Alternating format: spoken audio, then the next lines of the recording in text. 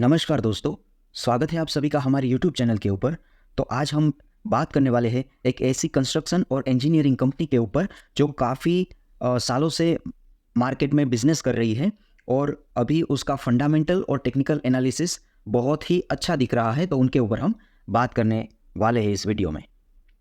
सबसे पहले अगर हम बात करें तो ये जो कंपनी है वो 27 जनवरी 1926 में एस्टैब्लिश हुई थी और इंडियन लैंडमार्क इंफ्रास्ट्रक्चर प्रोजेक्ट में 29% में हाइड्रो पावर की कैपेसिटी को होल्ड कर रही है और 65% की न्यूक्लियर पावर की कैपेसिटी को ये होल्ड कर रही है। और 300 किलोमीटर का ये रोड्स का काम कर रही है अप्रोक्सीमेटली पूरे साल में, और 375 ब्रिजेस और टनल में इनका काम है और 337 किलोमीटर के लगभग कॉम्प्लेक्स टनल ये बना रहे हैं। स्टॉक की अगर हम बात करें तो 327% का रिटर्न दिया हुआ है लास्ट 3 साल में। अगर हम निफ्टी मिड कैप की बात करें तो 98% का रिटर्न था पूरे 3 साल के अंदर। और इंडस्ट्रियल जिस सेक्टर से ये स्टॉक बिलोंग करता है उस इंडस्ट्री की बात करें तो ये 209% का रिटर्न है 3 साल के अंदर।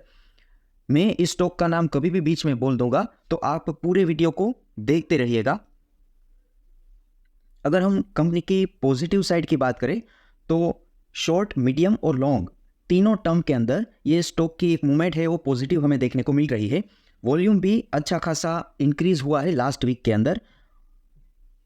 प्रॉफिट जो मार्जिन है, नेट प्रॉफिट और प्रॉफिट मार्जिन्स दोनों हमें इंक्रीज देखने को मिले हैं लास्ट क्वार्टर में। बुक वैल्यू लगातार 2 सालों से बढ़ रही है जो कि इन्वेस्टर के लिए एक काफ़ी अच्छी बात है। एफआईआई एंड इंस्टीट्यूशंस अपना शेयर होल्डिंग बढ़ा रही है पिछले क्वार्टर में। कंपनी की अगर कुछ हम नेगेटिव साइड की बात करें तो कंपनी जो अर्न कर रही है उसमें ज़्यादातर पैसा इंटरेस्ट देने में चला जाता है, तो इन्वेस्टर के लिए एक ध्यान देने वाली बात ये हो जाती है। डीआईआई ने पिछले क्वार्टर में जो अपनी होल्डिंग्स है उसको कम किया हुआ है। कंपनी सफिशिएंट कैश जनरेट नहीं कर पा रही है, यानी कि पैसा एक तरफ से आता है और दूसरी तरफ निकल जाता है। कंपनी के पास ऑल ओवर नेट कैश नहीं बचती है। अगर कुछ हम रेशियोज की बात कर ले तो अभी तक के 10 ईयर में ये स्टॉक हाई 57.18 रुपीज़ का लगा के आ चुका है और लोअर जब इस स्टॉक ने लगाया था प्राइस में वो 38.12 रुपीज़ तक का था। अर्निंग पर शेयर है वो 2.85 रुपीज़ की है और मार्केट कैप जो इस कंपनी का है वो 8,000 करोड़ के आसपास का कहीं पर है।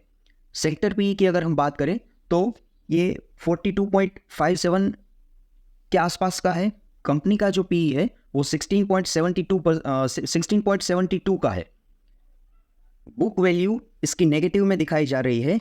ये कुछ फाइनेंशियल्स नेगेटिव में होने की वजह से थे। अगर हम कंपनी के बिजनेस की बात करें तो कंपनी अलग अलग 4 सेक्टर में अपने बिजनेस को चला रही है। Power sector, transportation, water, industrial and buildings में। सबसे पहले पावर की अगर हम बात करें तो जैसा कि आप सभी देख पा रहे हो ये हाइड्रो पावर के अंदर इस तरीके के सारे पावर प्लांट्स का काम उनका है। फिर न्यूक्लियर में भी ये कंपनी ऑपरेट कर रही है। फिर थर्मल पावर में भी इनका काम है। अगर हम बात करें ट्रांसपोर्टेशन में तो हाईवे, रोड्स और ब्रिजेस बनाना भी इनका काम है। रेलवेज के लिए टनल्स भी ये कंपनी बना रही है और मास रैपिड ट्रांसपोर्ट सिस्टम यानी कि कुछ मेट्रो स्टेशन या फिर रेलवे स्टेशन का भी इनका कुछ काम है। और पोर्ट्स एंड हार्बर्स का भी ये काम कर रही है कंपनी। अगर हम वाटर की बात करें तो वाटर सप्लाई एंड सैनिटेशन का ये पूरा काम हैंडल कर रहे हैं। इरिगेशन का यानी कि पानी को एक जगह से दूसरी जगह पर कैनाल के थ्रू ले जाना जो एग्रीकल्चर के लिए बेसिकली यूज़ होता है, इनका भी ये कंपनी काम कर रही है। इंडस्ट्रियल एंड बिल्डिंग्स में अगर हम देखें तो मैन्युफैक्चरिंग एंड प्रोसेस प्लांट्स का भी पूरा जो इंफ्रास्ट्रक्चर रहता है वो काम कंपनी हैंडल कर रही है। कॉमर्शियल एंड इंस्टीट्यूशनल बिल्डिंग का जो काम है वो भी कंपनी देख रही है। एंड स्मार्ट सिटीज़, टाउनशिप और कॉलोनीज़ को भी कंपनी अपने वेबसाइट के ऊपर रखा हुआ है। तो ये सारे इनके काम के जो भी एक डेमो था या जो भी एक लेवल था वो कंपनी ने डेमोन्स्ट्रेट करके रखे हुए हैं। अगर हम बात करें कंपनी के मंथली टाइम फ्रेम की तो सबसे पहले मैं कंपनी का नाम बता देता हूँ। कंपनी का नाम है हिंदुस्तान कंस्ट्रक्शन कंपनी, जिनका अभी प्राइस चल रहा है 47.66 रुपीज़ के आसपास। तो मंथली टाइम फ्रेम के ऊपर हमें क्या देखने को मिल रहा है, आइए समझते हैं।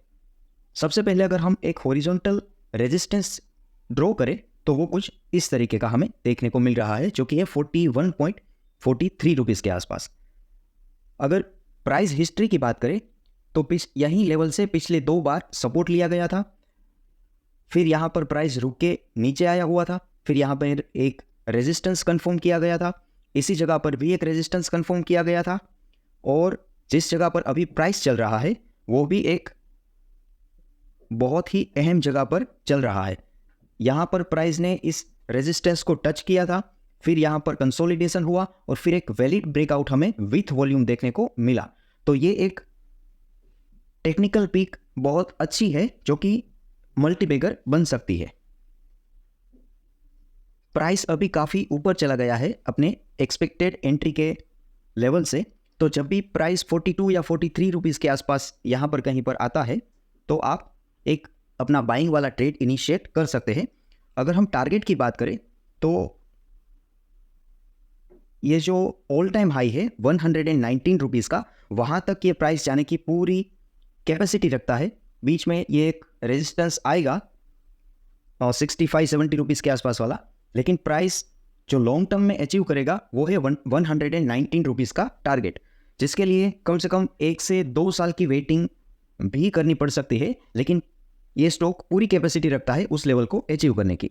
ये कोई टिप नहीं है या फिर कोई सजेशन नहीं है, ये बस एक प्राइस एक्शन और फंडामेंटल और टेक्निकल एनालिसिस की एक पूरी और सही एक थियरी है जो मैं आप लोगों को समझाने की कोशिश कर रहा हूँ। कोई भी बाइंग डिसीजंस लेने से पहले आप अपने फाइनेंशियल एक्सपर्ट की एडवाइस जरूर ले लीजिए। ये वीडियो सिर्फ और सिर्फ एजुकेशन पर्पज से ही रिलीज किया जा रहा है, तो इसको कोई भी रिकमेंडेशन गिनने की भूल ना करें। तो देखिए, समझिए, सीखिए और फिर जाके इन्वेस्ट करने के बारे में कुछ सोचिए। Thank you.